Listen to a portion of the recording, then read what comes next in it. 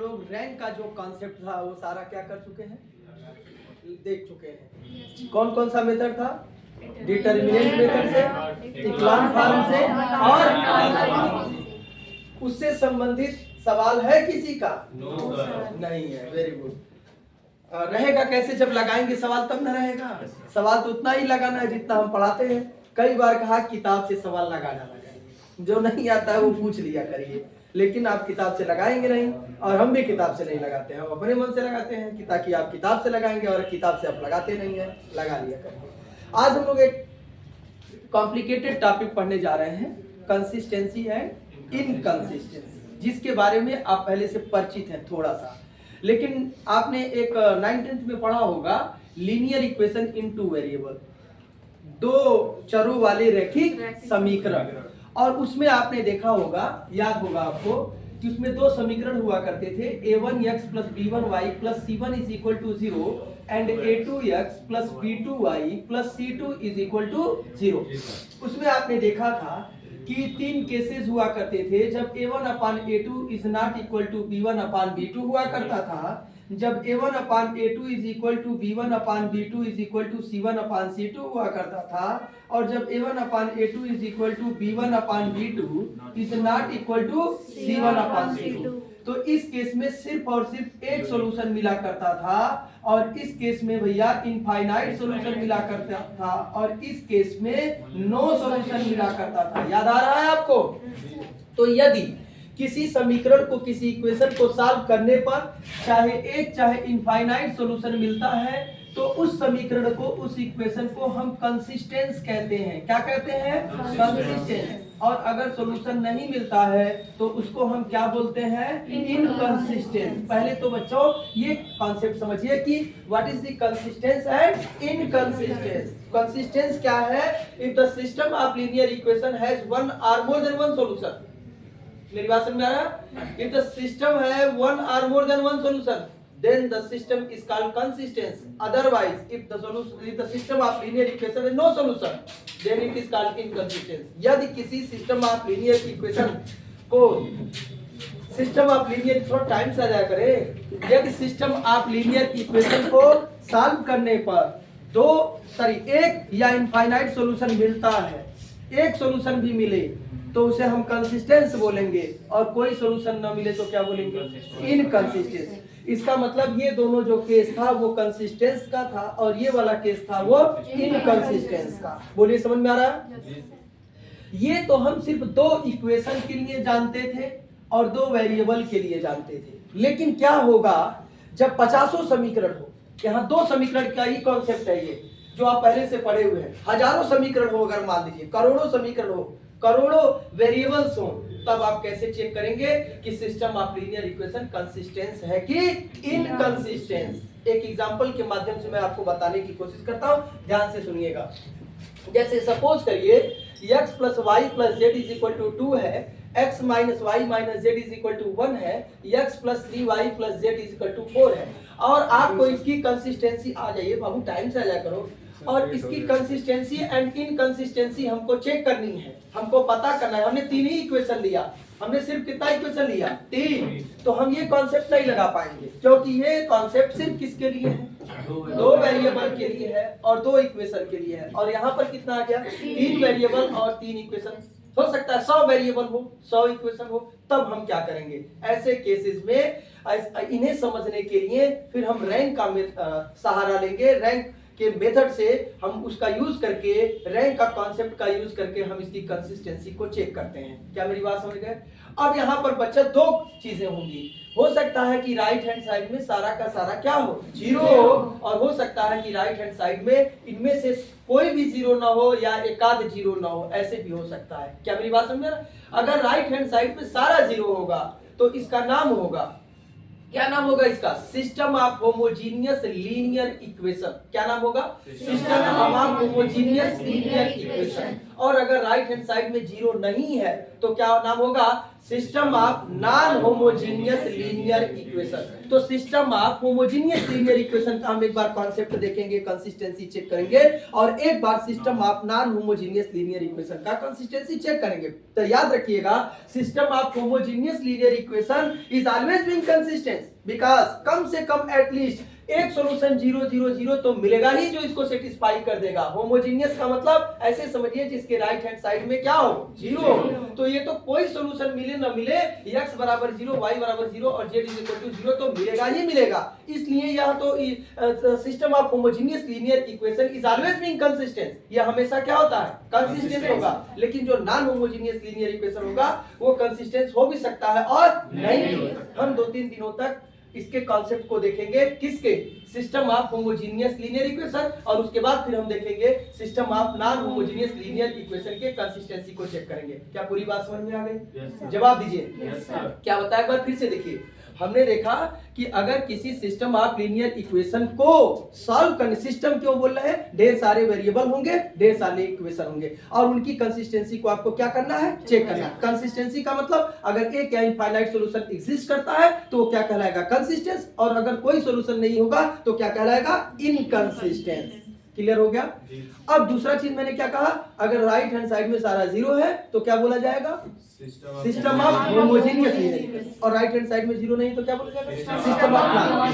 तो आपके मन में एक प्रश्न हो सकता है कि सर ये क्या है, ये क्या है, ये 2 है, और अब ये क्या है, ये बताइए। -3 इज इक्वल टू 0, ये क्या है? और -4 कहेंगे कि राइट हैंड साइड में सारा 0 है। सारा 0 नहीं है, ये राइट हैंड साइड में 2 3 और क्या है? 4 है। क्या पूरी बात समझ गए? तो इसको हम लोग और अच्छे से डिटेल में इसके कॉन्सेप्ट को हम लोग देखते हैं। 1 मिनट के लिए इसको मिटाते हैं। समझ में आया सबको? जवाब दीजिए। अब जरा देखिए,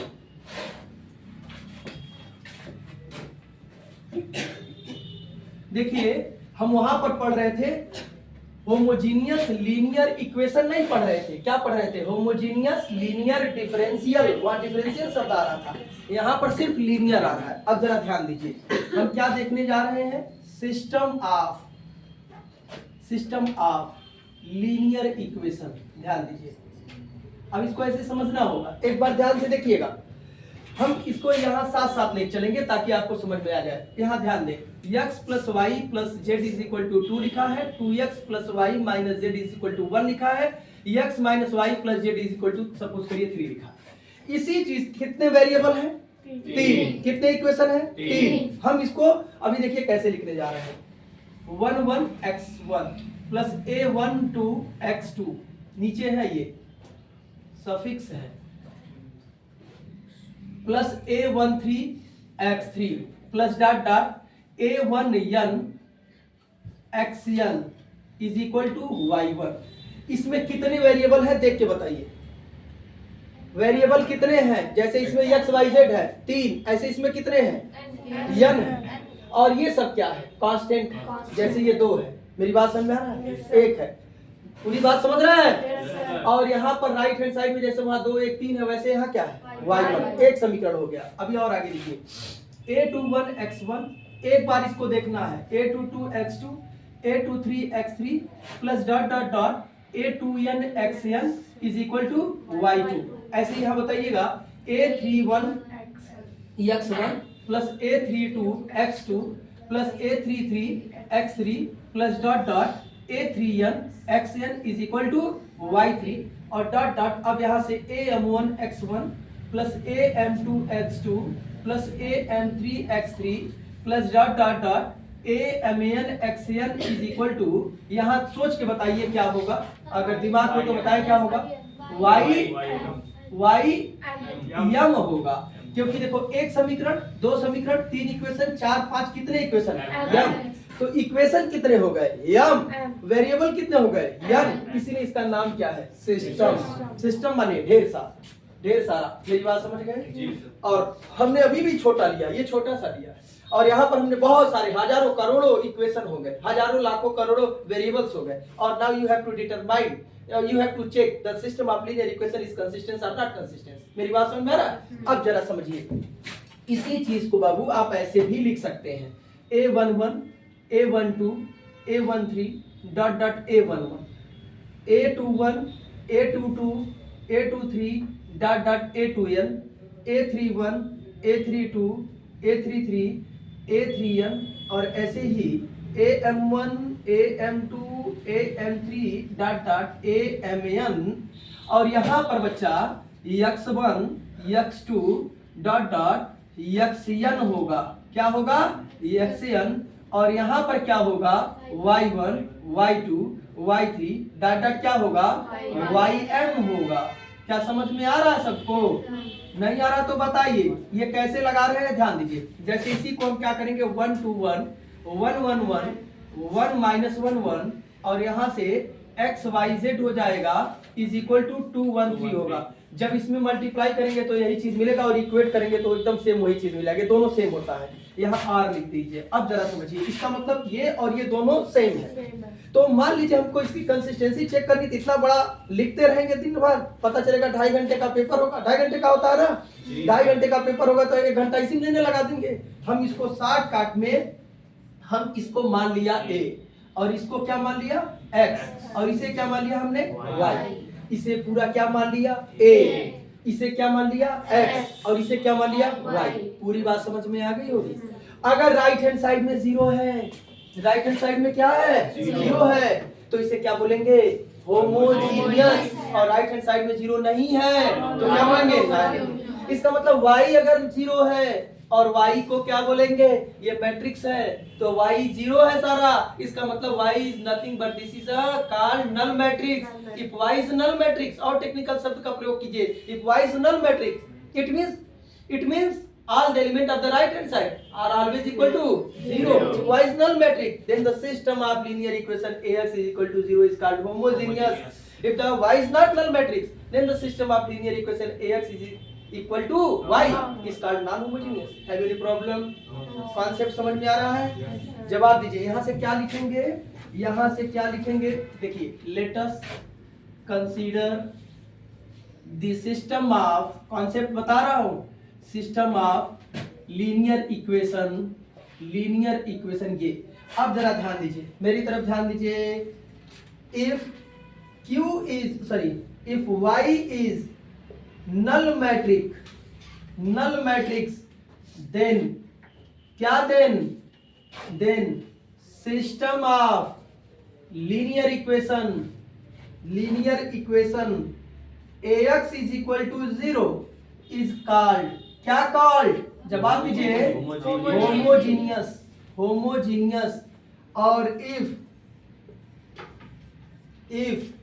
y is not null matrix, not null matrix, then क्या, then system of linear equation, linear equation ax is equal to y is called, क्या कॉल्ड, नॉन होमोजीनियस। क्या कॉल्ड, नॉन होमोजीनियस। याद रखिएगा, जितने भी आगे फार्मूले मिलेंगे ये जानना जरूरी है।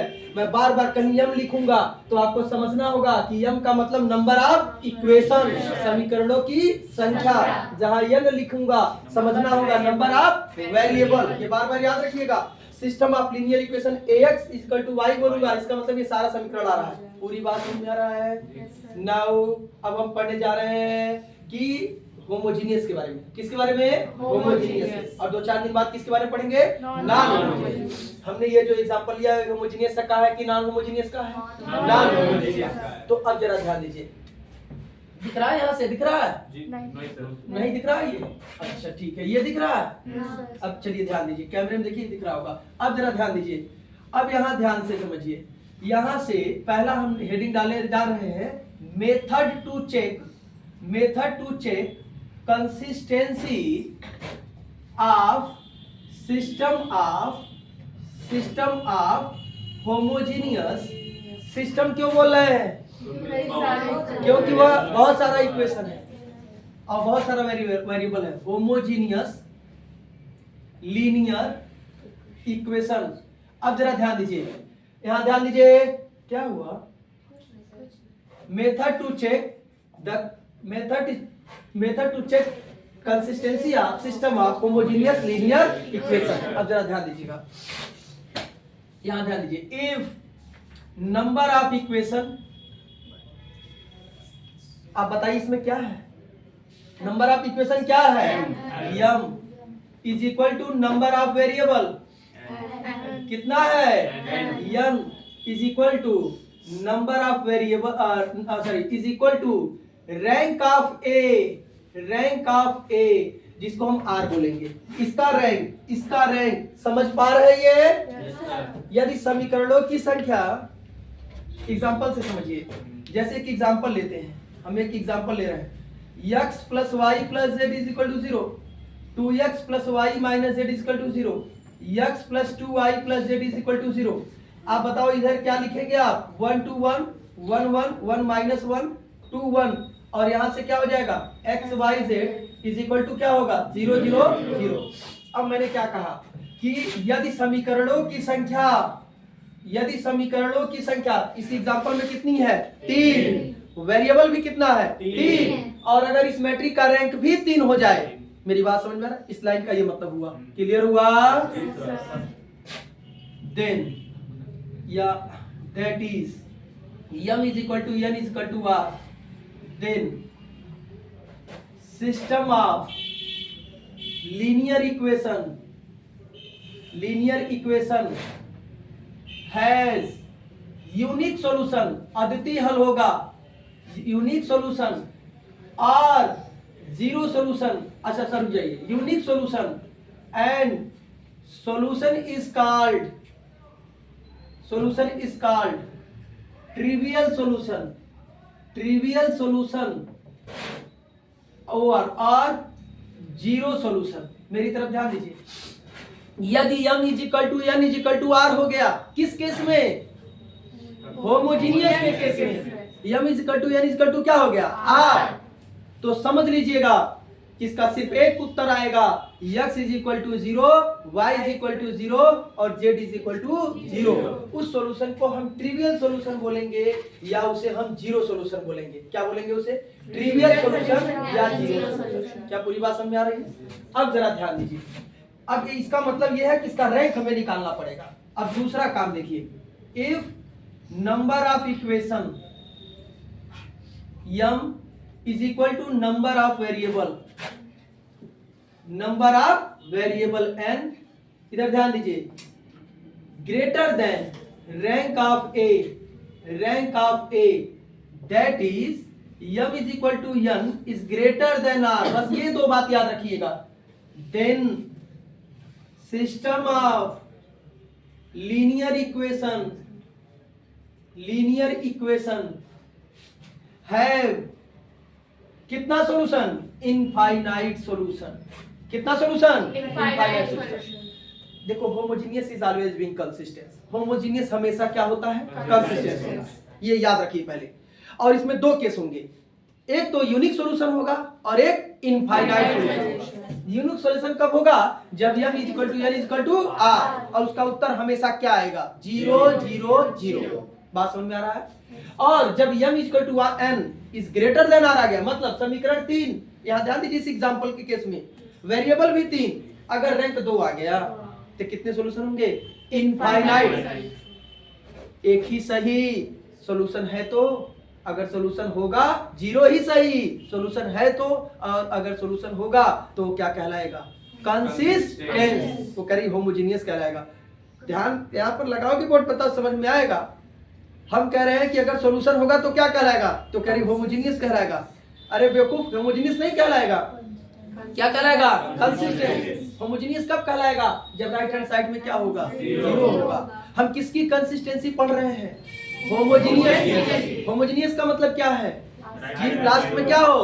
राइट साइड में क्या हो? 0, y क्या हो? Null matrix. क्लियर हो गया?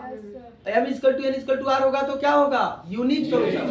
m is equal to n is greater than r होगा तो क्या होगा? Infinite solution. क्लियर हो गया? इतना नोट करिए, फिर इसके बाद आगे बताते हैं एग्जांपल। हो गया? अब जरा ध्यान दीजिए, मेरी तरफ ध्यान दीजिए। क्या लिखा है आपने कि अगर m is equal to n equal to क्या हो? r, तो एक सॉल्यूशन होगा, जीरो सॉल्यूशन होगा, 0 0 0 ही उत्तर आएगा, और यूनिक सॉल्यूशन होगा कंसिस्टेंस होगा, और जब ये कंडीशन होगा तो इनफाइनाइट सॉल्यूशन होगा, और उस सॉल्यूशन को हम कहते हैं having finite solution, and solution is called non trivial solution. क्या बोलते हैं इसे? Non trivial solution. क्या बोलते हैं? Non trivial solution. जैसे अब हम इसको सॉल्व करने जा रहे हैं, तो ध्यान से देखिएगा, इधर मिटाना पड़ेगा, और ये जब तक ये टॉपिक चलेगा इसका यूज बार बार होगा। तो ये याद रखिएगा, ax इक्वल टू जब भी हम y बोले तो समझ लीजिएगा कि a का मतलब ये हुआ, x का मतलब ये हुआ, y का मतलब राइट साइड वाला हुआ। बोले समझ में आ रहा है? तो इसे अभी मिटाने जा रहे हैं, ठीक है? ध्यान दीजिए, इसको हमें यहाँ इस एग्जांपल हम देख रहे हैं कितने इक्वेशन है? 3। वेरिएबल कितने हैं? 3। अब ये सारा जीरो या इनफाइनाइट सॉल्यूशन, यूनिक या इनफाइनाइट सॉल्यूशन डिपेंड करेगा किस पर? r पर, इसके रैंक पे। चलिए इसका रैंक निकालते हैं, ध्यान से देखिएगा क्या है, यहाँ ध्यान दीजिए। सबसे पहला काम हम क्या करते हैं, यहाँ 1 करते हैं। खुशी की लहर दौड़ उठे क्योंकि 1 पहले से है। अब इसकी मदद से इन दोनों को क्या करेंगे? 0। तो क्या करेंगे? R3 के जगह पे R3 माइनस R1, तो 1 माइनस 1 क्या होगा? 0। 2 माइनस 1 क्या होगा? 1। 1 माइनस 1 क्या होगा? 0। अब R2 को 0 करना है तो R2 माइनस 2 R1 कर दीजिए। 2 1 जा 2, 2 माइनस 2 0, 2 1 जा 2, 1 माइनस 2 माइनस 1, और 2 1 जा 1, 1 माइनस 1 क्या हो जाएगा? माइनस 2, और ये हो जाएगा 1 1 1। वास्तव में ये ऑपरेशन इसमें भी चल रहा है, लेकिन संयोग से ये क्या है? 0 है, इसलिए सब 0 ही होगा। अगर नॉन होमोजेनियस रहता तो उसमें भी करना पड़ता। अब जरा देखिएगा x y z, अब हम प्रयास करेंगे कि यहाँ पर क्या हो जाए? 1, और इसकी मदद से ये क्या हो जाए? 0। तो 1 इसीलिए करते हैं ताकि आसानी से क्या हो जाए? 0। इसे 0 करने का आसान तरीका है कि R3 में R2 को क्या कर ले? जोड़ ले, तो ये 0 हो जाएगा, ये -2 हो जाएगा, ये 0 -1 -2 1 1 1। कहाँ पे? ये ठीक है, -3 कर लीजिए, यहाँ भी होगा। चलिए अब ध्यान से देखिए, इस चूंकि लिखेंगे यम माने नंबर ऑफ इक्वेशन कितना है? 3। वेरिएबल कितना है? 3। ये भी नहीं पता x y z 3, और रैंक इसका कितना है? 3 तो है, इक्लान फॉर्म में बदल गया, ये इक्लान फॉर्म में ही बदलना है, 3 हो गया। इसलिए कौन सा कंडीशन है? पहला वाला। तो कितना उत्तर होगा? A। इट है कितना solution? Unique solution, and hence क्या? Hence system of linear equation, system of linear equation इस क्या हो जाएगा? कंसिस्टेंस। और हम जान रहे इसका उत्तर क्या आएगा? 0 0 0। करके देख लीजिए, 1 में x से गुणा करिए, क्या होगा? x, 1 में y से तो y, 1 में z से तो z इज इक्वल टू 0। फिर 0 में x से तो 0, फिर क्या होगा? माइनस y, फिर क्या होगा? -3z, और इज इक्वल टू क्या होगा? 0। ये 0 0, और ये हो जाएगा -2z इज इक्वल टू 0, तो z इज इक्वल टू 0। इसमें रखेंगे तो y इज इक्वल टू 0, और ये दोनों इसमें रखेंगे तो x इज इक्वल टू 0। देखिए 0 0 आ गया कि नहीं? अरे हम तो उसी दिन जान गए थे किसका वैल्यू 0 आएगा जिस दिन ये कंडीशन आया था। क्या मेरी बात समझ में आ गई? क्लियर हो गया? इसे नोट कर लीजिए। तो हम लोग इस केस का सवाल पढ़ने जा रहे हैं, केस नंबर 2 का। कोई दिक्कत? एक एग्जाम्पल इसका बताते रहे। किताब में जो भी सवाल है आप लगा डालिए, जो नहीं आता है वो हमसे कल पूछ लीजिएगा। और मुझे दुख इस बात का कि आप लोग पूछते नहीं हैं। किताब का सवाल लगाइए, अभी जागा अभी सवेरवा, अभी कुछ नहीं बिगड़ा है। किताब का सवाल लगाइए, जो नहीं आता हमसे पूछ लीजिए। केस नंबर 2 का एग्जाम्पल लिखने जा रहे हैं, ध्यान से देखिएगा। x + y + z is equal to 0, 2x + 2y + 2z is equal to 0, 3x + 3y + 3z is equal to suppose करिए 0 है। अब जरा ध्यान से इधर समझने की कोशिश करिए, या यहाँ पर आप 3 भी लिख सकते हैं, ऐसे कर लीजिए, या देखिए ध्यान से 2 कर लीजिए। अब जरा देखिए इसे क्या करेंगे, पहले ये बताइए होमोजेनियस है कि नॉन होमोजेनियस है? होमोजेनियस। तो यहाँ क्या होगा? 1 2 3, यहाँ पे क्या होगा? 1 1 2 2। बोलिए ये क्या होगा? 3 2, और यहाँ पर क्या होगा? x y z, और क्या होगा? 0 0 0। क्लियर हो गया? अब जरा समझने की कोशिश करिए। हम पहले प्रयास करेंगे कि क्या हो जाए? 1, मगर खुशी की बात है कि 1 पहले से है। अब इसकी मदद से इन दोनों को जीरो करना है, R3 जीरो करना है, R3 माइनस 3 1 जा 3 माइनस 3 0 3 1, समझ में आ रहा होगा। और ये हो जाएगा -1। फिर R2 को जीरो करना है, क्या लिखेंगे R2 माइनस 2R1, क्या हो जाएगा 0 0 0 1 1 1।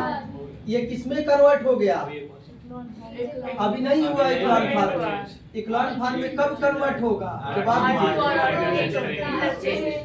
तो क्या करें बताइए, R2 और R3 को इंटरचेंज 1 1 1 0 0 -0 0 0। अब जरा सोचिए, जो किताब में लिखा है कि यहाँ भी 1 होना जरूरी है, कैसे करेंगे यहाँ 1 कर पाएंगे। और इस केस में कॉलम में ऑपरेशन होता नहीं है, इसका मतलब ये इक्लान फार्म में, तब तो उनके जो किताबों में लिखा हुआ, आपके स्टैंडर्ड की किताब में जो लिखा हुआ है, मैं नाम ऑनलाइन चल रहा है इसलिए मैं नाम नहीं लेना चाह रहा, जरा ध्यान दीजिए। यहाँ पर उन लोगों ने लिखा 1 करना कंपलसरी है। अगर ये 1 नहीं, आप कैसे करेंगे 1, या तो कॉलम को चेंज करें, या ऑपरेशन नहीं होगा कॉलम में। इस केस में, सिर्फ इस केस में कॉलम में ऑपरेशन नहीं होगा, क्योंकि ऑपरेशन इसमें भी चल रहा है। मेरी बात समझ में आ रही है? तो इसका मतलब यहाँ 1 करना कोई कंपलसरी नहीं है। वह बात समझ में आ गया। अब जरा देखिए, अब ये किस में कन्वर्ट हो गया, इक्लान फार्म में। तो अब देख के बताइए, इक्वेशन कितने हैं 3, वेरिएबल कितने हैं x y z, और रैंक कितना है इसका, रैंक 2 है। इसका मतलब ये हुआ, इसका मतलब ये हुआ, इसका मतलब हुआ m = n is greater than r। इसलिए इट हैव कितना सॉल्यूशन, इनफाइनाइट सॉल्यूशन। कितना सॉल्यूशन, क्लियर हुआ। एंड हेंस, क्या hence, system of linear equation is क्या, कंसिस्टेंस। अब जरा देखिए, अगर कहेगा कंसिस्टेंसी चेक करना ही छोड़ देंगे, कहेगा इसका सॉल्यूशन भी निकालिए, तो क्या करेंगे 1 में x से मल्टीप्लाई करेंगे, क्या होगा x 1 में y से, तो y 1 में z से, तो z = 0, फिर 0 या 0i माइनस z = 0, तो z = 0। अब ये वैल्यू यहाँ ध्यान दीजिए, हमारी तरफ ध्यान दीजिए। अब यहाँ से आपको मिलेगा x + y = 0, क्योंकि z का वैल्यू क्या रख दिया 0। अब इसको कैसे सॉल्व करेंगे, तो ध्यान से समझ लीजिए। या तो इसमें x को k मानेंगे, या तो y को। किताब में ज्यादातर y को k मानता है, या z को k मानता है। आप किसी को k मानिए, उत्तर अलग आएगा। मान लिया y = k, तो दिमाग लगाइए, x = क्या मिलेगा -k। तो अब यहाँ से देखिए, x y z, x बराबर क्या आया -k, y बराबर k और z बराबर 0। अगर भैया हम k कॉमन ले लें तो -1 1 0। और एक और बात, आपके ज्यादातर किताबों में यहाँ 1 लिया हुआ है। 1 लेने पर जनरल कॉन्सेप्ट नहीं मिलेगा, पर्टिकुलर केस मिलेगा। फॉर एग्जांपल, मैं इनको अकेले बुला करके यहाँ पर रोज पढ़ाऊं, और अलग से इनको अभी जाने के बाद अभी 1 घंटा इनको अकेले में पढ़ाऊं, वही चीज आपके क्लास में, या जनरल पढ़ाऊं, कौन बेहतर होगा, सोच के बताइए। जनरल बेहतर होगा। कौन बेहतर होगा, जनरल बेहतर होगा। जो सबको बताया जाए, इनको अकेले में क्यों बताया जाएगा, वही क्लास चल रहा है। तो उसी तरह से जो यहाँ पर अगर 1 ले लेंगे, यहाँ 1 लेंगे तो पर्टिकुलर केस होगा, और अगर k लेंगे तो जनरल केस होगा। क्योंकि इसके कितने सॉल्यूशन होंगे, इनफाइनाइट सॉल्यूशन है, इसलिए आपको k ही लेना होगा, 1 लेने की जरूरत। मैंने देखा है किताब में 1 लिखा है, जो सरासर गलत है, 1 नहीं लेना है। बात समझ में आ रहा है? हो सकता है कुछ किताबों में और हम जो बता रहे हैं उसमें टैली ना करें, आप मेरे कॉन्सेप्ट को देखिए, वो पूरा का पूरा सही होगा। बात समझ में आ गया? अब यहाँ देखिए, अगर हम k के जगह पर 1 ले लें तो x = क्या आएगा -1, y = क्या आएगा, देख के बताइए 1, और z के जगह पे क्या आएगा 0। अगर k की जगह पर -1 ले ले तो x के जगह पे क्या आएगा 1 -1 0। समझ में आ रहा? x के जगह पर 2 लीजिए तो ये क्या हो जाएगा -2 0। अब ये सारे वैल्यू को सेटिस्फाई देखिए कर रहा है कि नहीं, तीनों कर रहा है। किसी में रखिए, x के जगह पे यहाँ 1 रखिए, y के जगह पर -1 रखिए, और z के जगह 0 रखिए। सेटिस्फाई कर रहा है कि नहीं कर रहा है? x के जगह पर 2 रखो, नो वैल्यू रखेंगे। इसका मतलब for different value of k you can get the different value of x y z। It means it have infinite solution because all the solution, all the value of x, y, z satisfied the system of linear equation. This is only what it have infinite solution. कोई दिक्कत किसी को? कोई confusion? Note कर लीजिए, समझ में आ गया? किताब का सारा सवाल लगा लीजिए होमोजेनियस का, जो नहीं आएगा वो कला करके क्या करिएगा, पूछ लीजिएगा। ठीक है, आज के लिए इतना है।